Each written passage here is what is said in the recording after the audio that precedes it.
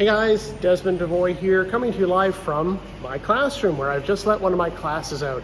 And I want to just give you a quick tour of the posters and other art pieces that I've put up here to kind of brighten the space up a little bit. I started, of course, with the Dead Poets Society from 1989, starring Robin Williams, as you can see here.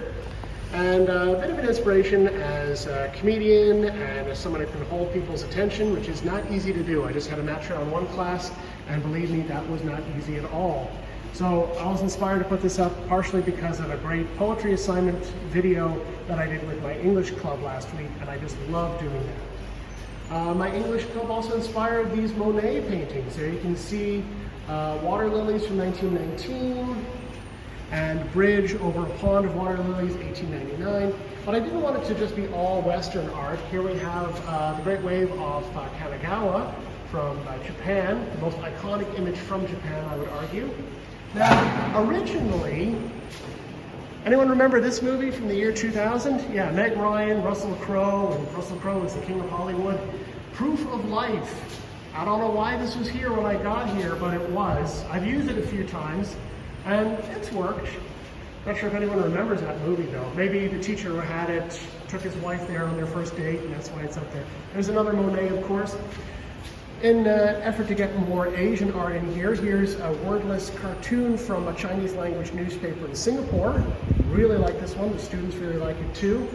Here's some artwork from some of my students. They finished an exam early. I really like this one.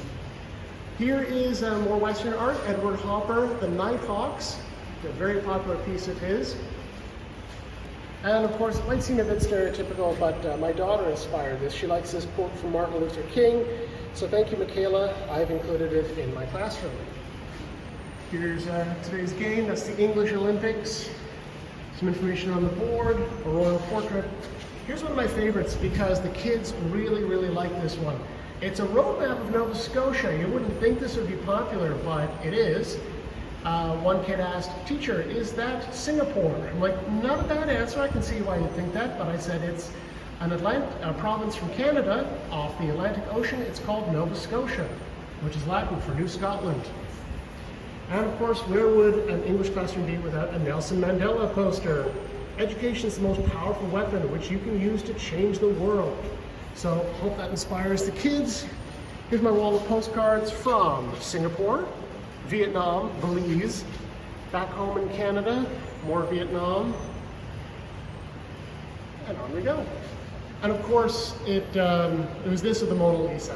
Here's Starry Night by Van Gogh. One of my students has this on his iPad. For more of Eastern take here, but a political one. This is a propaganda poster from Vietnam, encouraging people to vote. Of course, there's a party to vote for there. And of course here we have some more Eastern art, some Chinese cranes, very beautiful. These were here when I got here, by the way. Those ones in the corner, except for the cranes, those are mine. Now we come over to one of the more controversial pieces. This is of course Karl Marx. Now the school's motto is to each his own ability, so I wanted the kids to know where that came from. So, from each according to his ability to each according to his needs. Karl Marx wrote that in 1875 in his critique of the Gotha program. I'm sure we all remember how we felt about that. Or I also found a quote from the Bible, to each according to his ability. Romans 14:12, that's in the English Standard Version. So the kids can make up their own mind there, but I just thought they should know that. And finally, newspaper corner here. We have Thai Wrath on the left, and we have the Thailand Daily News on the right. Olympic glory for Thailand as they bring home the gold medal. And here we have more Western ideas. Financial Times Weekend Edition from Asia on the right, and the New York Times on the left. So there you go. There's an artistic look around my classroom. I hope you liked it. Hope you found it inspiring. And more importantly, I hope the kids did too as well. So not quite the Guggenheim Art Museum, but I think it'll do. It brings just enough color. So I hope you're having a particularly delightful and colorful day yourself. From Khon Kaen, Thailand, all the best.